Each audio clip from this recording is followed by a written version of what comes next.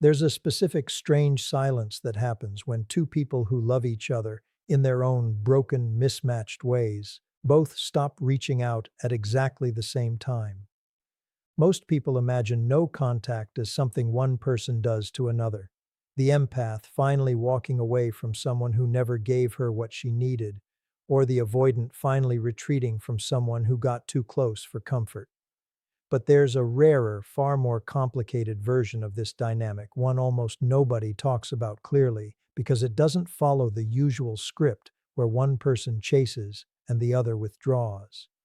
This is what happens when the empath, exhausted past her limit, finally stops reaching, and the avoidant, for reasons buried deep in his own psychology, doesn't reach either. Two silences, colliding at the exact same moment. And what happens inside each person during this mutual silence reveals something genuinely fascinating about how differently these two attachment styles process the exact same loss. Let's start by understanding why this particular configuration is so much rarer and so much more psychologically complex than the more familiar dynamic where one person clearly pursues while the other clearly withdraws. Throughout most of the relationship, this pursuit-withdrawal pattern likely defined almost every conflict. The empath, sensing distance, moves toward it, trying to close the gap through communication, reassurance, effort. The avoidant, sensing closeness, moves away from it, needing space to regulate a nervous system that experiences intimacy itself as a kind of low-grade threat. This pattern, exhausting as it is, at least has a predictable rhythm. One person pulls, the other pushes, and the relationship survives, however precariously, on the tension between these two opposing forces. Mutual no contact breaks this rhythm completely, and understanding why requires understanding what actually has to happen inside each person for this specific alignment to occur simultaneously, rather than through the more common pattern where one person's withdrawal simply outlasts the other's pursuit. For the empath to reach genuine no contact, not just a temporary cooling off period, she'll eventually break the moment her longing outweighs her resolve, but genuine, sustained silence, something significant has to have shifted internally. We've discussed this extensively in previous conversations. The exhaustion that finally exceeds hope, the moment patience stops functioning as a virtue and starts functioning as self-erasure.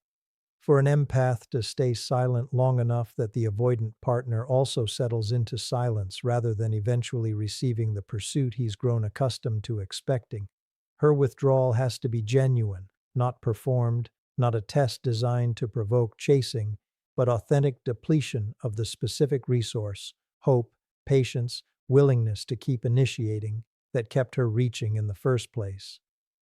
For the avoidant to remain silent during this same period, something different but equally significant has to be happening. Remember what we discussed about avoidant psychology in previous conversations. Silence from an avoidant partner during ordinary relationship rhythms often functions as regulation, a temporary retreat that resolves once enough space has been created to make renewed closeness tolerable again. But sustained silence, extending long enough to match the empath's genuine withdrawal, suggests something has shifted in his internal calculation as well, either genuine relief at the removal of pressure he'd been experiencing as increasingly intolerable, or a genuine crisis response so significant that his usual pattern of eventually testing the waters through low-stakes contact has been temporarily overridden by something bigger. This is where the psychology of mutual silence becomes genuinely fascinating, because both people are experiencing something profound during this exact same period, but experiencing it through such fundamentally different internal architecture that the same external silence produces almost entirely different internal realities. Let's start with what's actually happening inside the empath during this mutual silence, because her experience, while painful, tends to follow a more linear, more recognizable trajectory than what's happening on the avoidance side of this equation. In the earliest days, her silence likely feels less like peace and more like a held breath, a kind of suspended waiting she'd never fully admit to herself, watching for some sign that her absence has registered, that the relationship's usual rhythm will reassert itself the way it always has before through her own eventual pursuit. This waiting period is genuinely uncomfortable because it requires her to sit with an urge she spent the entire relationship acting on automatically, the urge to close distance, to reach out, to be the one who initiates repair even when the rupture wasn't primarily her fault. As days extend into weeks without her breaking this pattern, something begins shifting that we've discussed in previous conversations about empath healing. The accumulated weight of choosing silence starts to produce its own kind of clarity, a growing recognition that her worth was never actually measured by her willingness to be the one who always reaches first. This clarity doesn't arrive painlessly. It's often accompanied by genuine grief, genuine mourning for a relationship that, despite everything, represented real connection and real hope for something that never fully materialized. But here's what makes this specific configuration, mutual silence rather than one-sided pursuit continuing indefinitely, genuinely different from her previous experiences of distance within this relationship. Because the avoidant isn't reaching out either, she's denied the specific pattern that used to interrupt her healing process every single time. Previously, just as she'd start to genuinely detach, some form of contact would arrive, pulling her back into the cycle before genuine distance could ever fully solidify. This time, that interruption doesn't come, which means her healing, however painful, actually gets the space it needs to progress without the repeated disruption that used to characterize every previous attempt at emotional distance. Meanwhile, on the avoidant side of this same silence, something entirely different is unfolding, something that operates according to a completely different internal logic, one worth understanding in detail because it explains why his experience of this same mutual silence diverges so significantly from hers, even though both people are technically experiencing the identical external circumstance of complete separation. For the avoidant partner, the initial experience of mutual silence often produces something that looks, from any outside perspective, remarkably like relief. This isn't performance, and understanding why requires remembering something crucial about avoidant psychology we've discussed throughout previous conversations. Sustained closeness, even loving, wanted closeness, activates a nervous system response that avoidant attachment specifically trains someone to interpret as threat. The empath's pursuit, however loving its intention, likely functioned for him as a constant low-grade pressure, a persistent reminder of exactly the vulnerability his entire psychological architecture was built to avoid. This means that in the immediate aftermath of mutual silence beginning, his nervous system often registers something close to genuine relief at the removal of this pressure, even while simultaneously, somewhere underneath that relief, experiencing the beginning of a loss he has almost no framework for processing in real time. This dual experience, relief and loss, occurring simultaneously, without his psychological architecture offering any clear way to integrate both at once, is precisely why his behavior during this period often appears so contradictory to anyone watching from outside, including often to himself. Unlike the empath, whose experience of this silence tends to follow a relatively linear trajectory toward increasing clarity, the avoidant partner's experience typically involves something closer to oscillation, moving back and forth between genuine relief and genuine, if largely unconscious, distress, without ever fully settling into either state long enough to produce the kind of clear internal resolution the empath eventually reaches. Here's what makes this specific dynamic: mutual silence, rather than the empath's silence simply outlasting his usual pattern of eventual pursuit, particularly significant for what happens inside him. Remember what we discussed in previous conversations about avoidant attachment and delayed grief. An avoidant person's nervous system typically requires the fantasy of eventual return to remain psychologically available in order to defer full emotional processing of genuine loss. As long as some part of him believes reconciliation remains possible, whether through his own eventual outreach or through hers, this deferral mechanism can operate indefinitely, protecting him from having to fully confront what permanent loss might actually mean. But here's what's genuinely different about this specific configuration. Because she's not reaching out either, because the silence is mutual rather than one-sided, the fantasy of eventual return becomes significantly harder to sustain than it would be if he were simply the one withdrawing while she continued her usual pattern of eventual pursuit. In the more common configuration, an avoidant partner can maintain psychological distance almost indefinitely, precisely because he knows, based on established pattern, that she'll eventually reach out again, allowing him to defer any genuine reckoning with permanent loss for as long as this pattern continues to hold.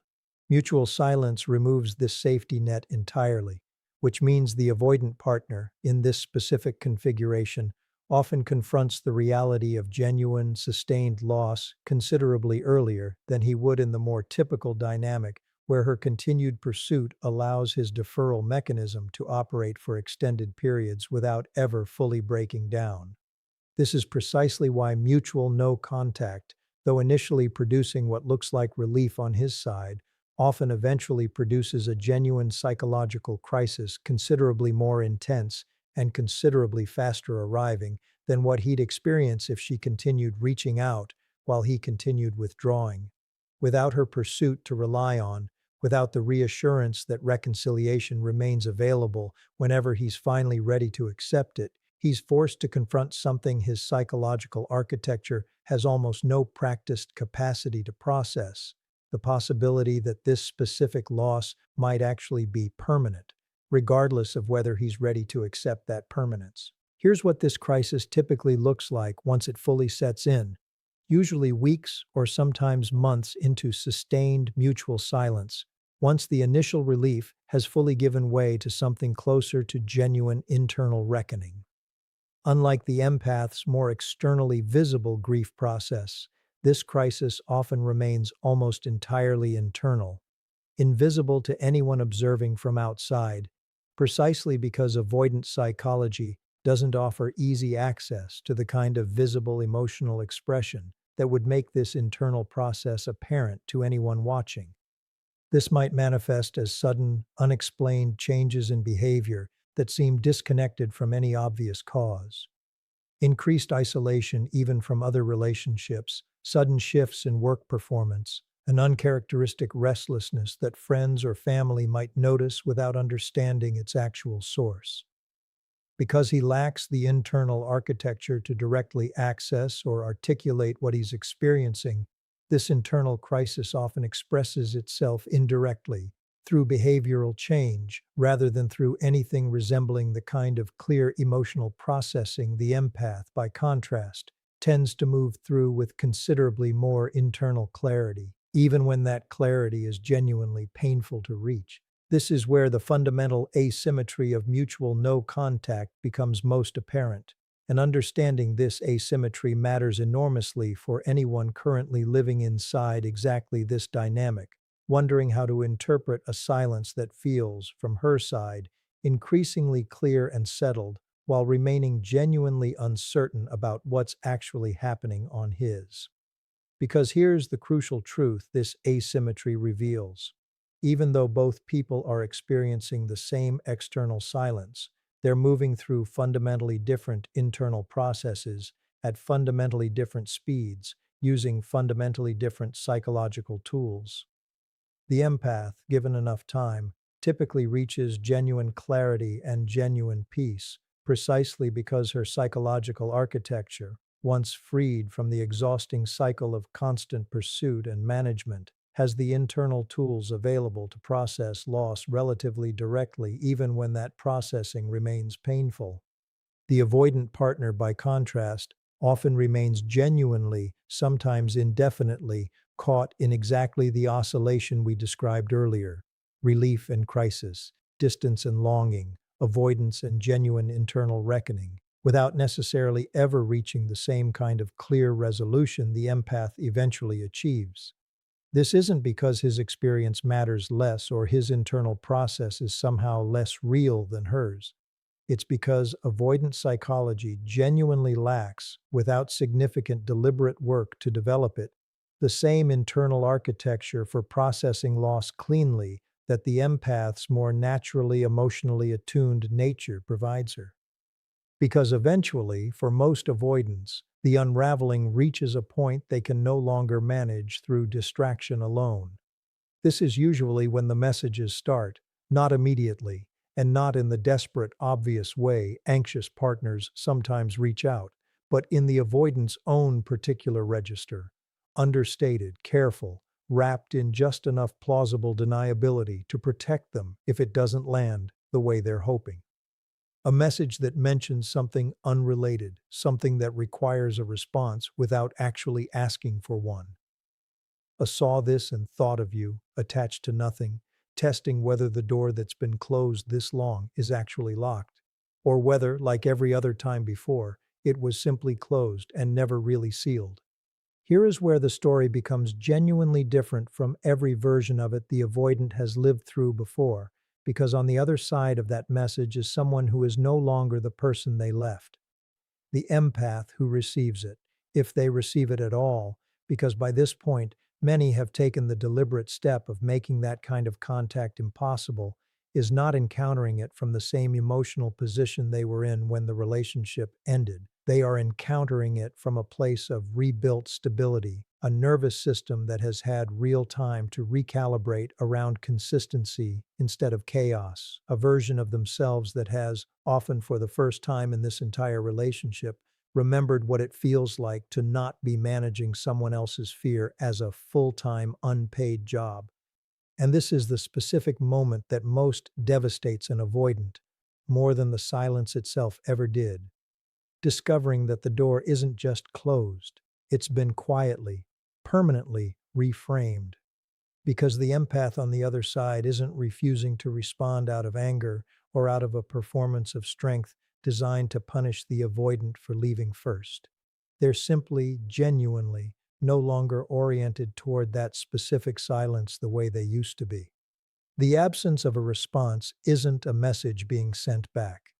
It's the plain, undramatic fact of someone who has moved their center of gravity somewhere the avoidance message can no longer reach. This is what almost nobody prepares an avoidant for, because it falls so far outside every previous experience they've had with distance.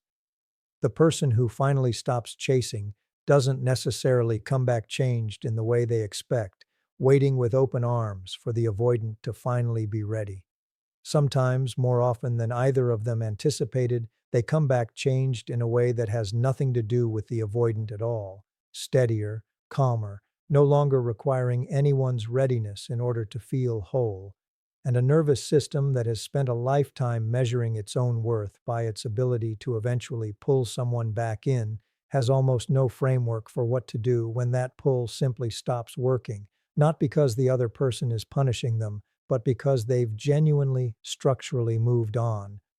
For the empath standing on this side of the silence, this is the quiet, hard-won victory that no confrontation, no perfectly worded final conversation, no desperate attempt to make the avoidant finally understand could have ever produced.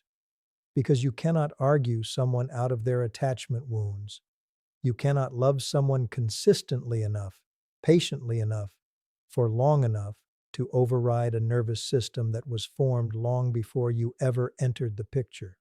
What you can do, what mutual no contact ultimately reveals, more clearly than almost anything else in this entire dynamic, is discover that your own peace was never actually contingent on their capacity to change at all. If you're the empath in this story, standing on the far side of a silence you weren't sure you'd survive, wondering whether the quiet you're finally feeling is real or just numbness in disguise, it's real. It's not the absence of feeling. It's the presence, for the first time in longer than you realized, of a nervous system that finally belongs entirely to you again, no longer split between your own needs and someone else's fear of meeting them. And if somewhere out there the avoidant you loved is sitting in a silence that finally, permanently outlasted their ability to wait it out, understand that this was never a battle you needed to win. It was simply what happens when one person stops performing stillness as a strategy and starts actually becoming still. Two people, the same silence. Only one of them walks out the other side still whole. And it was never going to be the one still waiting for the door to open.